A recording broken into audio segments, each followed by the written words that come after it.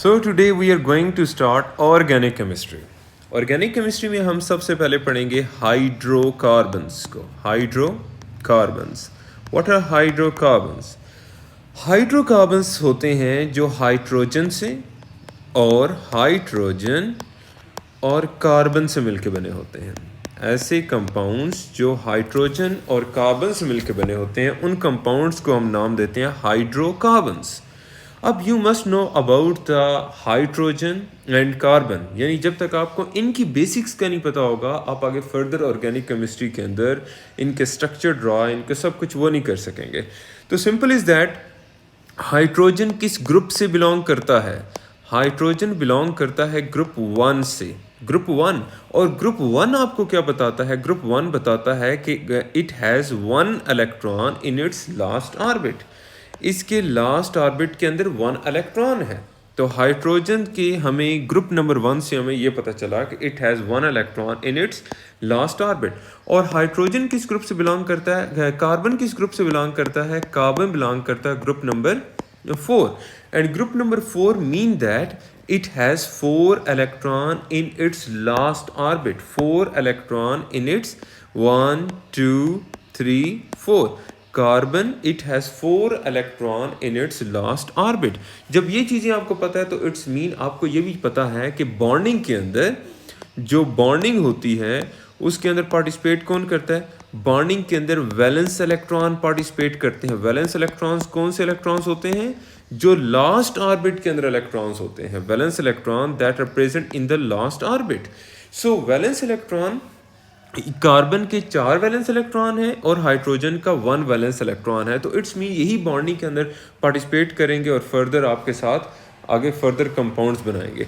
अब हाइड्रोकार्बन्स की आगे टाइप्स आ जाती हैं. Types of the hydrocarbon. तो सबसे पहले हम अगर पढ़ें तो हमारे पास आती है alkane family. Alkane ends with ANE. It's mean ऐसे हाइड्रोकार्बन जो कार्बन और कार्बन सिंगल बॉन्ड बनाते हैं. अल्केन जिसमें एक कार्बन दूसरे कार्बन के साथ सिंगली बॉन्डेड अटैच होता है, सिंगल बॉन्ड बना के अटैच होता है. और आपको पता है कि ये मैं क्यों कह रहा हूँ? क्योंकि कार्बन की एक प्रॉपर्टी है जिसका नाम है कैटिनेशन. कैटिनेशन क्या होती है? Self linkage of carbon. यानी कार्बन के अंदर ये एबिलिटी है कि एक कार्बन दूसरे कार्बन के साथ बॉन्ड बना के एक लॉन्ग चेन बना सकता है. तो अगर वो लॉन्ग चेन बनाते हुए कार्बन और कार्बन के दरमियान में सिंगल बॉन्ड है तो इट्स मीन वो कौन सी फैमिली से बिलोंग करता है? अल्केन फैमिली से बिलोंग करता है.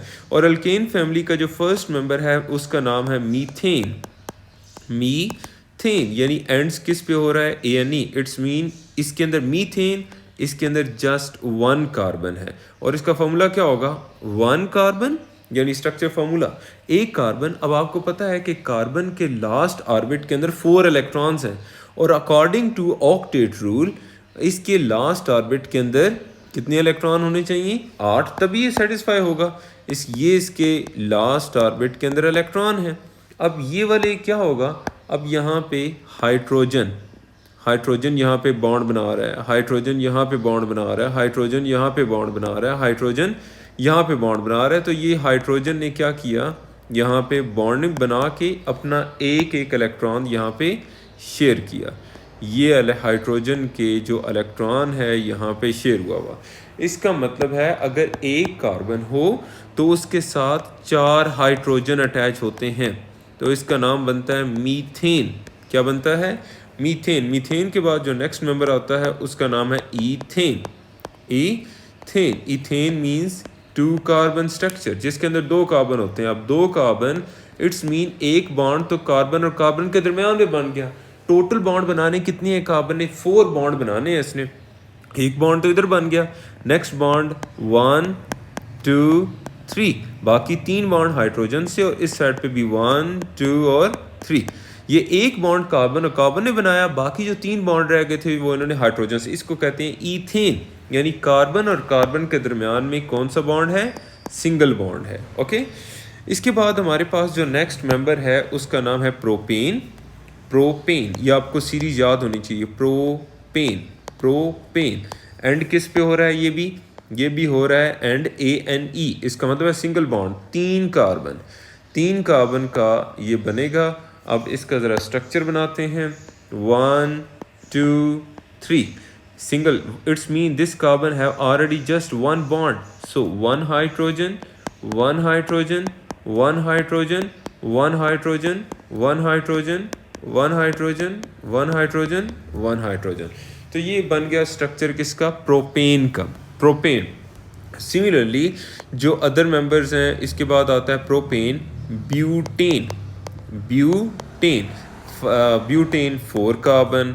After that pentane, pentane, pentane 5 carbon, hexane, hexane, hexane 6 carbon, it's mean heptane, heptane, heptane, heptane 7 carbon, octane, octane, octane 8 carbon, and after that nonane, nonane 9 carbon, after that decane, decane 10 carbon, 10 carbon। अब ये आपके पास एक series बन गई, methane, ethane, methane, ethane, propane, butane, pentane, hexane, heptane, octane, nonane, decane. अब अगर हमें पता लगाना हो कि नंबर ऑफ़ कार्बन कितने हैं, नंबर ऑफ़ कार्बन के साथ नंबर ऑफ़ हाइड्रोजन कितने लगेंगे, तो उसके लिए एक जर्नल फार्मूला है हमारे पास, जर्नल फार्मूला है हमारे पास, जिसके ज़रिए हम नंबर ऑफ़ हाइड्रोजन फाइंड कर सकते हैं। तो जनरल फार्मूला ऑफ अल्केन यहाँ पे साथ मेंशन कर देता हूँ, जनरल फार्मूला ऑफ अल्केन। और जनरल फार्मूला अल्केन का क्या है? CnH2n+2।